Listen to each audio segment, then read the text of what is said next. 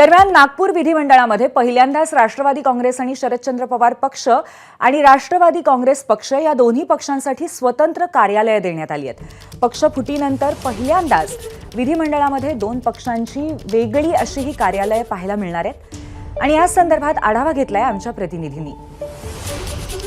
नागपूरमध्ये हिवाळी अधिवेशनाला आजपासून सुरुवात होताना पाहायला मिळेल। यंदाच्या अधिवेशनातल्या काही महत्त्वाच्या गोष्टी आपण पाहणार आहोत।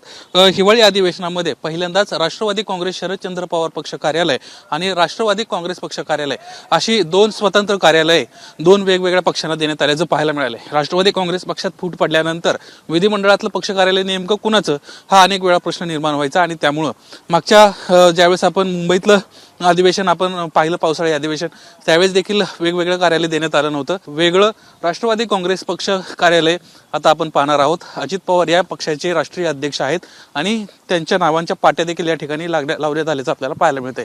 उपमुख्यमंत्री व महाराष्ट्र विधानमंडळ राष्ट्रवादी काँग्रेस पक्षाचे पक्षनेते अशा पद्धतीची ही पाटी या ठिकाणी पाहतोय। प्रदेश अध्यक्ष सुनील तटकरे यांच्या देखील नावाची या ठिकाणी पाटी लावण्यात आलेली आहेत। मुख्य प्रतोद विक्रम काळे यांच्या नावाची पाटी आपण या ठिकाणी पाहतोय। समोरच राष्ट्रवादी काँग्रेस शरदचंद्र पवार पक्षाचं देखील कार्यालय करण्यात आलेलं आहे। तिथं नेमक्या कोणाकोणाच्या नावांच्या पाट्या लागल्यात हे देखील आपण पाहणार आहोत। जयंत पाटील प्रदेशाध्यक्ष आहेत राष्ट्रवादी काँग्रेस शरदचंद्र पवार पक्ष कार्यालयाचे। शशिकांत शिंदे मुख्य प्रतोद आहेत विधान परिषद, त्यांच्या देखील नावाची या ठिकाणी पाटी पाहतोय। तर पहिल्यांदाच जितेंद्र आव्हाड गटनेते झालेत। यासोबतच आर पाटील यांचे चिरंजीव रोहित पाटील जे पहिल्यांदा विधानसभेत निवडून आलेत ते मुख्य प्रतोद आहेत पक्षाचे, त्यांच्या देखील नावाची आपण पाटी पाहतोय। ज्यावेळेस मुंबईत अधिवेशन असायचं त्यावेळेस अनेक वेळा आमदारांच्या अडचणी व्हायच्या।